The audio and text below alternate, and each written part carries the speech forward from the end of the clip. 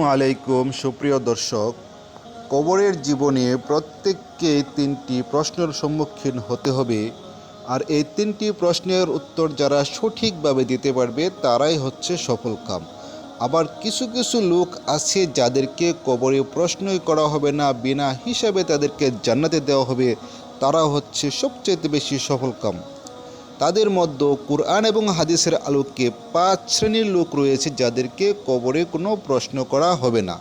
তার মধ্যে আমরা প্রথম নাম্বার হিসেবে যাদেরকে দেখতে পাই তারা হচ্ছে কোনো মুসলিম দেশের বর্ডার গার্ড হিসেবে যারা নিয়োজিত আছে, মুসলমানদেরকে রক্ষার্থে, মুসলমান নাগরিকদের রক্ষার্থে তারা যদি পরিপূর্ণ ইমানদার হয়, বর্ডার গার্ড যারা আছে তারা যদি পরিপূর্ণ ইমানদার হয়, তারা যদি মুসলমান হয়, তাদের মনে যদি এই আশা থাকে যে আমি আমার দেশের আমার মুসলমানদের নিরাপত্তার দায়িত্বে কাজ করতেছি, তাহলে তারা যদি ওই অবস্থায় মৃত্যুবরণ করে তাহলে আশা করা যায় কবরের সওয়াল জবাব তাদেরকে দিতে হবে না, আল্লাহ তাআলা তাদেরকে বিনা হিসেবে জান্নাতে দিয়ে দিবেন।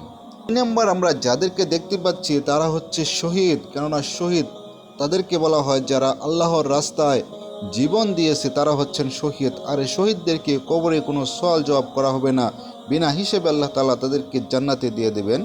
3 নম্বরে যারা আছেন তাদের মধ্যে হচ্ছে যারা রাতে সূরা মুলক তেলাওয়াত করে, ঘুমানোর পূর্বে যারা নিয়মিতভাবে সূরা মুলক তেলাওয়াত করবে, আল্লাহ তাআলা তাদেরকে কবরের এই 3টি সওয়াল জবাব থেকে নিরাপদে রাখবেন, তাদেরকে সুরক্ষিত রাখবেন, তাদেরকে এই কবরের সওয়াল জবাব দিতে হবে না।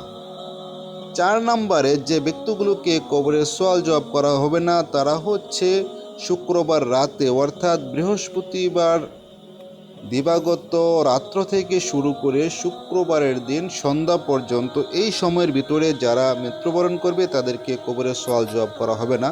তবে এখানে একটা ভাগ্যেরও ব্যাপার স্যাপার রয়েছে। দেখা গেছে যদি এই সময় কোনো খারাপ মানুষও ইন্তেকাল করতে পারে তাদেরকে প্রশ্ন করা হবে, কিন্তু যদি পরিপূর্ণ ইমানদার যারা ইমানদার ব্যক্তিগণ আছেন তারা যদি এই সময় মৃত্যুবরণ করে তাদেরকে আল্লাহ তাআলা মাফ করে দেবেন এই আশা করা যায়, তাদেরকে প্রশ্ন করা হবে না।